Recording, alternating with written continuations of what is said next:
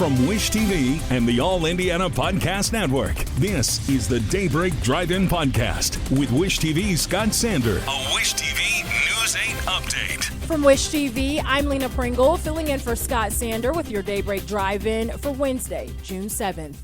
A shooting at a high school graduation leaves 2 people dead. Former Vice President and Indiana Governor Mike Pence officially launches his campaign for president. And pink eye is surging. Next.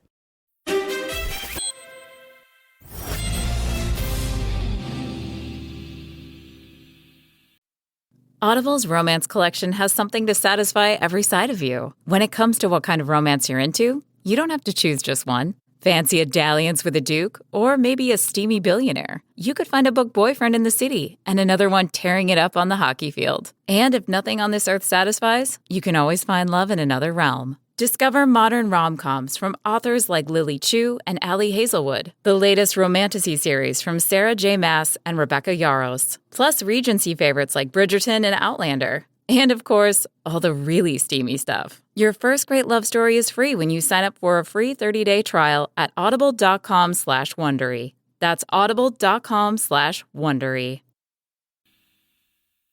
Starting with breaking news, police say a man is dead after a shooting at an East Side apartment complex. It happened just before midnight at the Reserves at Warren Park on 10th Street.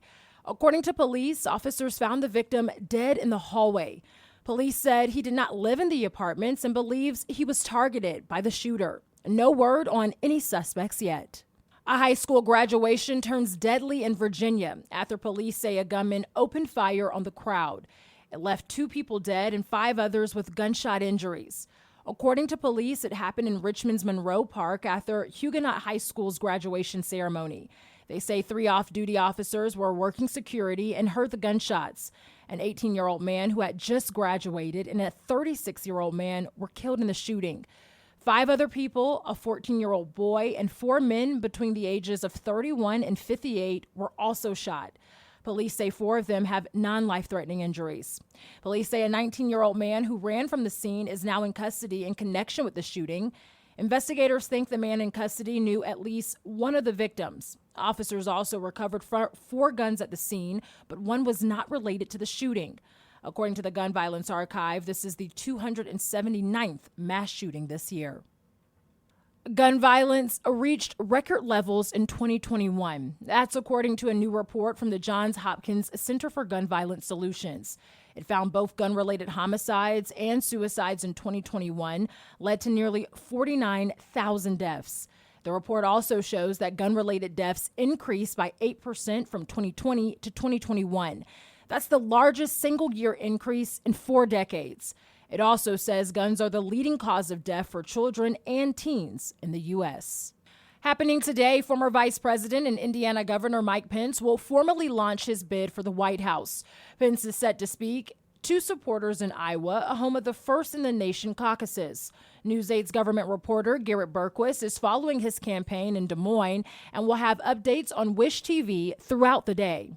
Former Indiana Attorney General Curtis Hill is considering a run for governor next year. That's according to the Associated Press. Hill sent the AP a statement saying he expects to make a decision in the coming weeks.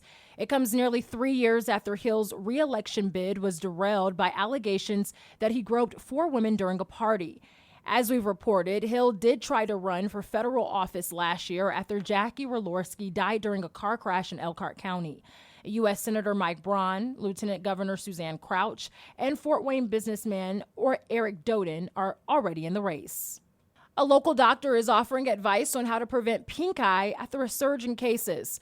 Ascension St. Vincent pediatrician Dr. Michael McKenna says he saw 3 cases alone yesterday. McKenna says although most cases of pink eye are viral, some are caused by bacteria. That can be from things like a dirty contact lens or a foreign object. For younger children, some daycare centers and summer camps will require kids diagnosed with pink eye to stay home for at least 24 hours so they don't spread it. McKenna says doctors can prescribe antibiotics to treat the virus, but it will still need to run its course. He also says seasonal allergies can be a cause too. And he says the best way to prevent pink eye is to wash your hands.